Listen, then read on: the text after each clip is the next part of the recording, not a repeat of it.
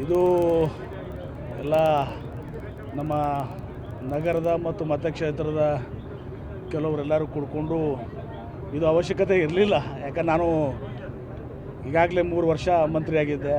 ಇದು ಮುಂದುವರೆದ ಭಾಗ. ಇದು ಸಿದ್ದರಾಮಯ್ಯವರ ನೇತೃತ್ವದಲ್ಲಿ 3 ವರ್ಷ ಕೈಗಾರಿಕಾ ಸಚಿವನಾಗಿ, ಆಮೇಲೆ ಈಗ ಸಿದ್ದರಾಮಯ್ಯವರ ನಂತರ ಈಗ ಡಿ ಕೆ ಶಿವಕುಮಾರ್ ಅವರ ನೇತೃತ್ವದಲ್ಲಿ ಈಗ ಮತ್ತೆ ಕೈಗಾರಿಕಾ ಸಚಿವನಾಗಿ ಮುಂದುವರೆದಿದ್ದೀನಿ.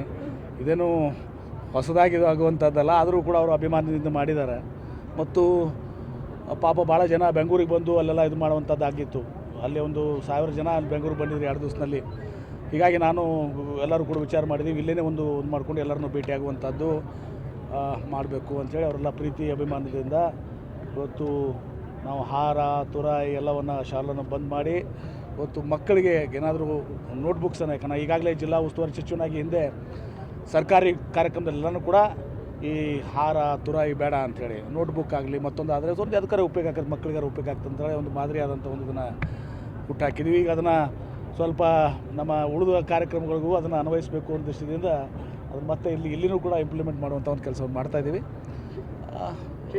ಭಾಳ ಜನರು ಬೇಕೇ ಸರ್, ಬೃಹತ್ ನೀರಾವರಿ ಚೆನ್ನಾಗಿತ್ತು ನೋಡಿ. ನಾನು ಈಗ ಬೃಹತ್ ನೀರಾವರಿ ಸಚಿವನಾಗಿ 5 ವರ್ಷ ಕೆಲಸ ಮಾಡಿದ್ದೀನಿ.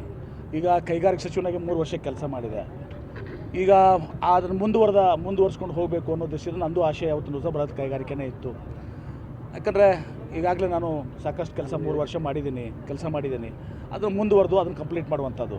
ಹೀಗಾಗಿ ನಾನು ಬಯಸಿದ್ದೂ ಕೂಡ ಬೃಹತ್ ಕೈಗಾರಿಕೆನೇ.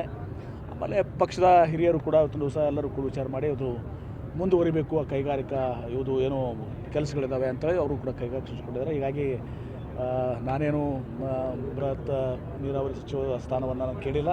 ಇವತ್ತು ನನಗೆ ಸಂತೋಷ ಇದೆ. ಈಗ ಇನ್ನೂ 2 ವರ್ಷ ಇದನ್ನು ನಮ್ಮ ಸರ್ಕಾರದ ಅವಧಿ ಮುಂದೆ ಆಫ್ಕೋರ್ಸ್ ನಾವೇ ಬರ್ತೀವಿ. ಈ ಕೈಗಾರಿಕಾ ಸಚಿವನಾಗಿ ಮುಂದುವರಿತೇನೆ.